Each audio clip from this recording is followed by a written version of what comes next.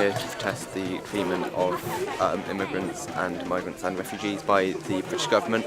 I think that how they treat them is incredibly racist, and it's against their human rights to be locked up indefinitely without trial. It is absolutely abhorrent, I know that's a very strong word and I'm going to use it, that women and their children are being locked up for essentially trying to seek asylum. It's absolutely disgusting that they're treated not even just like criminals, but people have been saying today that they're treated like animals. I'm Chris Curtis, I'm a project manager here at YouGov. I work inside our political team, which involves many different elements of political research. Generally, I work on a lot of our election research and the political polling we do for public consumption in the newspapers during our election campaigns. We know two things are true. First, we know that young people were more likely to vote in 2017 than they were in 2015. However, despite that increase, they were still less likely to vote than older people in 2017. So there was still this age gradient, if you like, where older people were more likely to vote than younger people. Yeah, I'm Councillor Tony Bowles.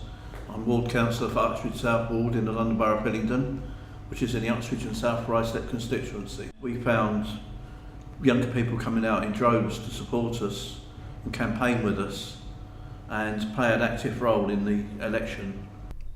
I'm politically active in the way that I've voted not only for Brexit but the general election itself. I've been involved in debates. I enjoy healthy debate myself. I think marching on the streets sends out a message, but I don't think the message is great enough to make a massive influence, to be honest. So no, myself, I wouldn't be out on the streets. I would say going out and doing protests and direct action such as this, but I also think I'm part of the Labour Party and I try to be quite active in that, going to meetings with the Labour Party, try and build a movement within the party. I actually joined after Jeremy Corbyn was elected. I would say it was less to do with the person, more to do with his politics. I was more inspired by what he was saying than who it was that was saying it.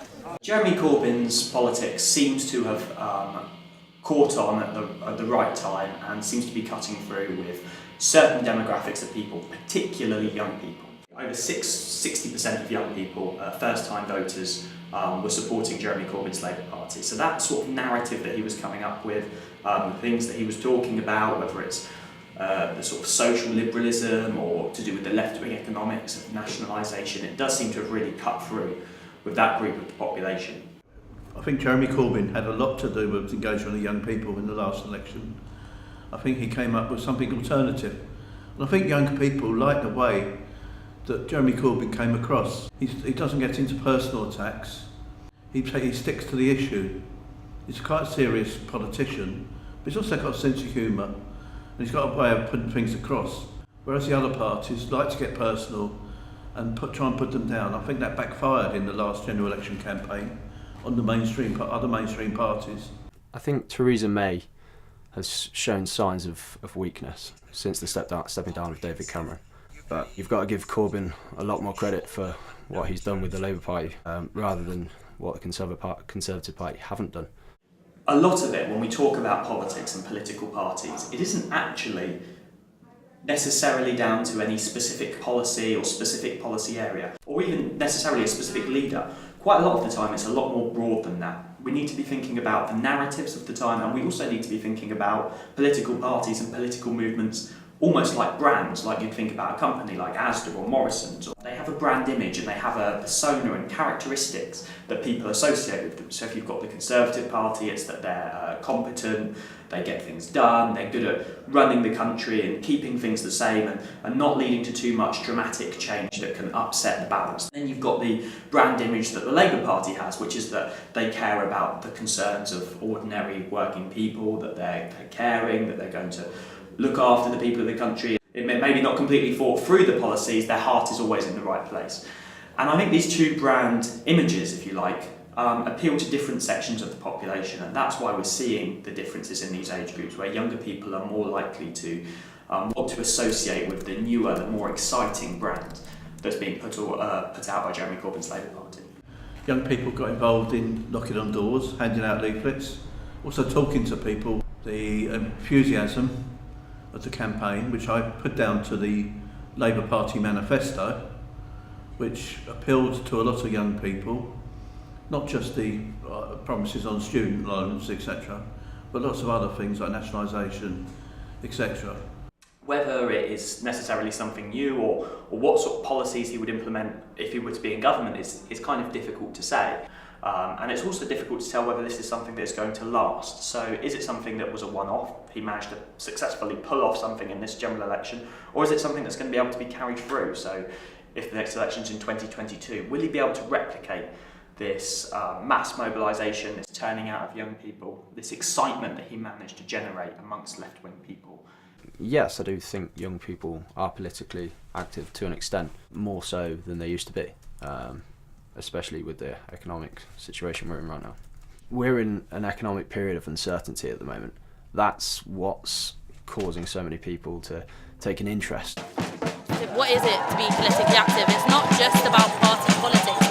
It's important that we understand that we live in a historical and political context, and therefore every decision we make within that context is a political decision. People say millennials don't do anything. Millennials actively resist, and I think that is what's important. Stop the party politics. Let's not talk about party politics. Let's not talk about a political system that doesn't represent the people who are present in society. I don't feel like party politics represents me. Why should I care about what some white men have to say? Do you think that's my voice? That's not my voice. My voice is social media. My voice is coming to things like these, you know? It sounds really stupid, but your vote in lots of ways doesn't actually count. If you think about how big it is, it's really important to vote, and it's really important that everyone does vote, because that does make a difference. But you individually, your vote doesn't vote. It's things like this where people can have their voices being heard. Young people get a lot of stick for not being politically active, which I think is kind of ridiculous, especially when you see this kind of thing. The younger generation are perceived that way because quite often the media might want to disenfranchise them, especially right-wing media who don't want a young left-wing voice to be heard. And I think because the youth today show their political action in different ways has been shown in the past. Yes, I think people are becoming more politically active. Sorry, I can't really express what I'm trying to say. I was going to say social media, and you kind people have access to it. People have access to it without having access to money or to university or to parents, a lot or whatever. I think the Conservative Party need to get involved in social media a lot more. They're not targeting the right places, the right areas. I look at my social media, I'm a Conservative voter, and all I see, especially during the general election, was Labour related. Trump won the US general election, and a lot of people have said it was because of the way he went through a company, Cambridge Analytica, and targeted social media for different platforms, for people, different issues. And you can see it's the way the Labour government have also used it in the most recent general election. The big difference between older people and younger people when it comes to policies is not on those economic measures, but it's on social measures. So it's on issues like immigration, where young people don't care about immigration at all particularly, whereas old people it's quite often the top issue that comes to mind in deciding the things that are facing this country. When you look at an issue like climate change, where younger people think it's a far bigger issue facing the country, it's these more social issues that seem to be the main thing that divide the two age groups. I think they're getting increasingly politically active, but because it's in a different way, it isn't recognised. But I think also there's suddenly a space where people have their voices, people's voices are being able to heard. Yeah, but not just social media. I think there's becoming new niches in politics. If you look at things like Corbyn, if you look at Momentum, there's suddenly opportunity. With social media, with Corbyn and this kind of new politics that we're seeing in Parliament, and with all these things, young people are suddenly getting the chance to have their voice, and I think this is something that is changing for the better for young people. I've been involved in the politics for quite a long time. I think I found there was a bit of apathy from younger people before the last election, because I think they found that the parties were getting too similar, and it was only with the manifesto came up that gave younger people something that appealed to them, and it sparked their interest back in. But saying that, we've always had interest from younger people. I'm not necessarily saying he's a great role model and like we should all band behind Corbyn, but I think he does offer a different voice that is so you don't really get the opportunity to see. He has a different opinion to Theresa May, and I think that's refreshing. I think that the main part of it is the fact that for years politics has looked more and more the same, and the main two parties, Labour and the Tories, were basically the same. It's the fact that Jeremy Corbyn says something slightly different. He's not perfect, but that people can stick behind that a bit more. Yeah, Hopefully he's paving the way and training up some really, really powerful people who can take over the Labour Party, but fuck the Labour Party anyway. Yeah, fuck the Labour Party anyway. Yeah.